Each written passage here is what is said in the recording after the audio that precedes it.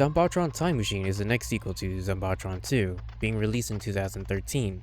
On the previous Time Was Part 2, our main character is someone who crash-landed upon the planet of Zombotron. Trying to find a way out, he encounters hostile inhabitants and survivors along the way. In the end, he finds a spaceship, although in terrible condition, forced to stay on the planet until then. With 16 levels in Time Machine, let's take a look at what is in store for us, starting with level 1.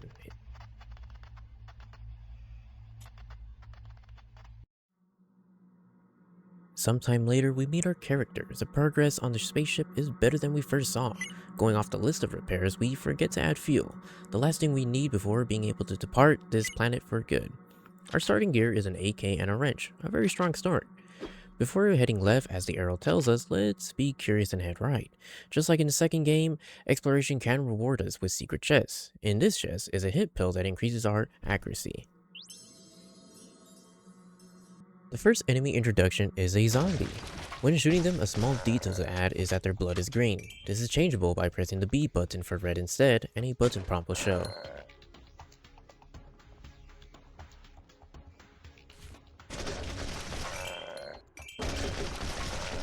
Going down this elevator, it falls apart. You'll soon meet giant zombies. For level 1, they definitely throw you into the action immediately. Going up ahead, we can find our first terminal and buy a Milker MGL. Dropping down here, a contraption blocks our way and zombies ambush us.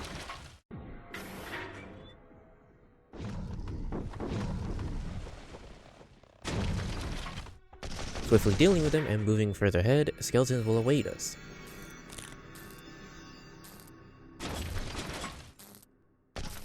When we kill them, they drop their knife and we can equip it, which is really nice. Level 2, we get introduced to spiders.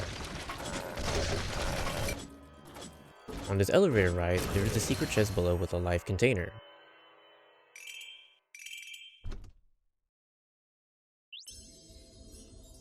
But be aware of the spiders and a cogwheel ambush lying in wait. Dropping down here, this panel doesn't open the door, but we get a spot that is very interesting.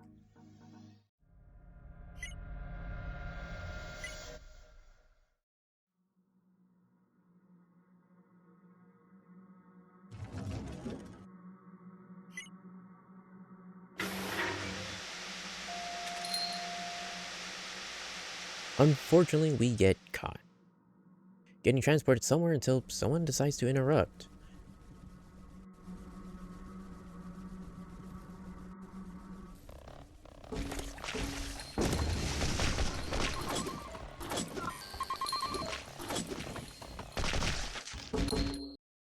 Level 3, we wake up without our armor, a first reveal of our character in the flesh. We wander around and defend ourselves from this robot, to which someone doesn't take too lightly. By the way, the droid does kill you and you can't leave it alive as it blocks the pathway to her.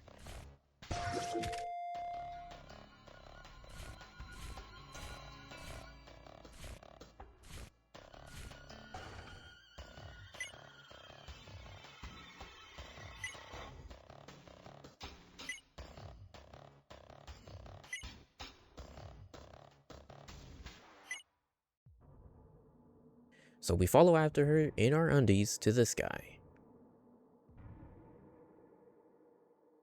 This conversation is a bit lengthy, so I'll summarize it to the important parts. After the father and daughter bicker back and forth, our main character tells the events of Zombotron 2, crashing down the planet, finding the space base, doing all the repairs of the spaceship, and needing only fuel. Although the father and daughter both insist that leaving is not easy, the main character reveals more background information about himself. The aim of the expedition was to explore their star system for some useful minerals. My mission was scouting planets. The daughter is surprised to see him alive from being shot by the space defenses, to which the father elaborates more on this. The air area of this planet is well protected with the automatic safety system. Due to this system, anyone can just fall down to the planet, but to take off is absolutely impossible. This revelation makes our plan of using the spaceship all in vain, but the daughter showcases a plan her father and herself have been working on. For years, the two have been working to repair a recovery vehicle and use it to bring them to their native planet. Although he needs spares and they could be found at the metal junkyard, but filled with monsters as revealed from the daughter, having been there herself on several occasions.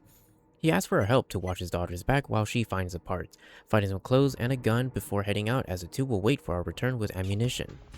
As we progress through, a new enemy type is discovered. This creature hangs by a roof and attaches a tongue onto any creature within its range, dragging them towards their mouth. Level 4 will encounter robots and a digging machine. The pickaxes and shovels the robots drop can be used to replace our wrench. As we dig a new tunnel pathway, mutants can be found. Reaching to this platform and lowering it down will reveal this chest. This contains a double-barrel shotgun, making a comeback from the first game. We continue on with level 5, encountering this guy. After some back and forth talk, we mention the lorry the man has. We scratch the thought since we would have to do another deal as if we aren't busy with one currently, so we move on. This terminal has a Mossberg 590, another shotgun if you like to replace the double barrel, and a secret chest. What is unfortunate is that the two shotguns don't share the same ammo. Through the door is a tractor section to level 6. We could still use the tractor section until we encounter biorobots? If you remember the first game, our main character previously was a biorobot until it was crushed by this guy. These biorobots are able to shoot guns like the mutants, but are capable of melee if you're too close. These enemies are very aggressive to face. As we progress through the level, we make it to the bunker with a grand entrance. With some gear on us and ammunition, we prep to head towards the metal junkyard. Level 7, the daughter becomes our ally, which is new and interesting. Her AI is very aggressive, if not similar to the biorobots, armed with an AK and capable of meleeing, although her aggressiveness is one that can cost her, but not by a lot. If her health bar reaches 0, she'll enter a down state and must be revived. Failing to revive her will result in her death and a game over screen.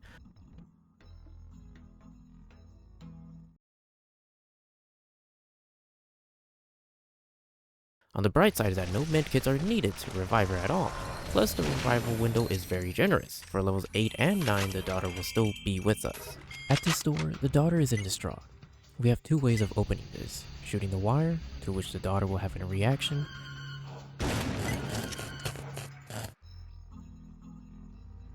or opening it with the keycard from the previous level, both of which contain unique dialogue reactions. In level 8, I want to mention this secret chest. The reason being is that you'll obtain the minigun here. This weapon will only show up in a terminal at the very last level of the game. It holds 60 rounds and by far the best weapon you can get early on. Moving on to level 9, we reach the junkyard and the daughter begins searching. Our task is simple: defend her from any hostiles as she searches. A lot of enemies from spiders, mutants, skeletons, and even the fuzzy creature will show up. Once finished, we book it back to the bunker. Do be careful of the second creature waiting to ambush you. They will show up in pairs.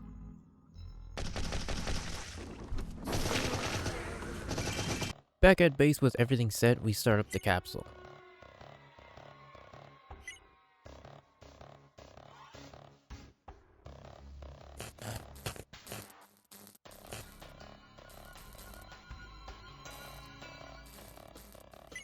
With failing results, we're going to need another plan. Needing just the energy, there is the power station we can take to there. But how? Well, there is a lorry from a guy in our previous encounter. With our new plan, the daughter and father will get the capsule to the garage. Our job is to get the lorry from the guy. Backtracking to the place, we find the man is dead. Forgetting we disabled his traps beforehand and essentially allowing the mutants to easily enter the area. Level 11, we find the lorry and must drive it back to the bunker. Unlike the Zombomobile, the lorry does not have a gun turret for self-defense, but we can run the enemies over. Level 12 follows the same driving section until we bust through the garage, giving the daughter a spook.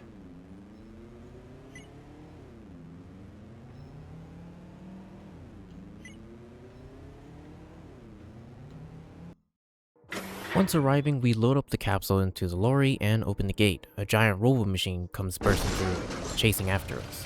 Level 13 is the driving section with the lorry, although you must be careful with the capsule. If it's destroyed or left behind, it's automatically a game over and you must restart. Level 14 continues the driving section until level 15, where we park at the power station. The capsule is partially damaged, but the father can fix it up. The daughter will stay behind to cover him, leaving us to go on ahead. The next area and following level are going to be filled with biorobots, mutants, robots, spiders, and skeletons. Once we reach the control room, we radio in the daughter, with both bad and good news to tell. Bad news is the station is idle, but the generator is still alive. All that's left is to connect it, and so we head back to the group. But things don't sound so good. The daughter radios in, ushering us to hurry up as they are under attack. Something happens to the father, but the conversation is cut short. Time is running out, we must hurry. Level 16 is the last level. Once we arrive back to the lorry, we come across this scene. The father is dead, and the daughter is nowhere to be found. We yell for her name, Fina, but there's no response. If we stay any longer, the robo machine from level 13 catches up and will attack us. Mutants and biorobots will join the fray. Defeating it will not give us any dialogue. Another alternative you could do is enter the capsule before the boss fight, and that will be the end of the game.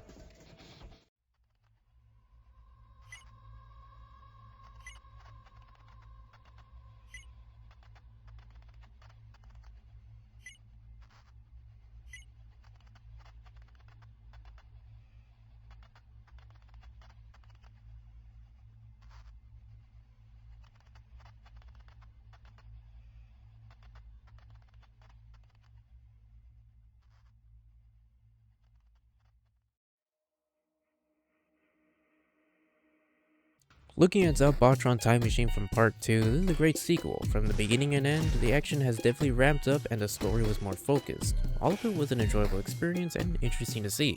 Looking at our arsenal, it virtually remains the same as Part 2. New weapons we see in Time Machine were the melee weapons, being the wrench, shovel, and pickaxe, as well as old weapons from the first game, the double barrel and minigun making a return. A total of 16 weapons. The game throws a lot of enemies at you, so let's take a look at the roster.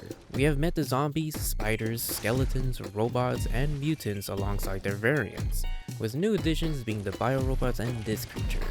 Adding in the few bosses we encountered, the fuzzy creature and another robo machine. With all these enemies, it can get chaotic for the fun part. In part 2, we drove the Zombomobile, and in this sequel, we drove the lorry. I didn't enjoy this section. At times, the lorry can get stuck on a corpse or boxes, halting its speed. If there's not enough momentum, then you awkwardly bump into the obstacles, or worse, get stuck in the potholes, forcing a restart. Taking a look at the characters alongside the story of Time Machine, there's a lot of added lore to discover. Meeting the father and daughter, they both cement the possibility of more survivors of the planet, and surviving for years is quite impressive. Revealing that Zombotron is surrounded by a space defense system, which gives more context as to why our character from part 2 fell from the sky. Even our character reveals a bit more about himself when he mentioned he was a part of an expedition to find minerals. His role in all of it was a scout. It's curious though if he is a part of a company of some sort. With the story of the trio attempting to escape the planet, it comes to a cliffhanger. What happened to the daughter, or now revealed as Fina? Where did the capsule take our protagonists? But unfortunately, answers come to a halt. As far as I'm aware, there is no continuation of Time Machine, at least story-wise. There are, however, other Zombotron games made by Anton Karlov. There is Zombotron made in 2019, and a reboot in the current making. The 2019 Zombotron is available on Steam, costing $15, and the reboot has an available demo for you to try. I also want to mention the subreddit of Zombotron, where you'll find development progress of the reboot and other things related to Zombotron by Anton Karlov themselves or from the community. While the story of Time Machine may come to a halt for now, maybe the reboot will add or change things. I'm a little curious to know what's in store. But for now, that is all for this Flash series. Thank you for your time, and take care.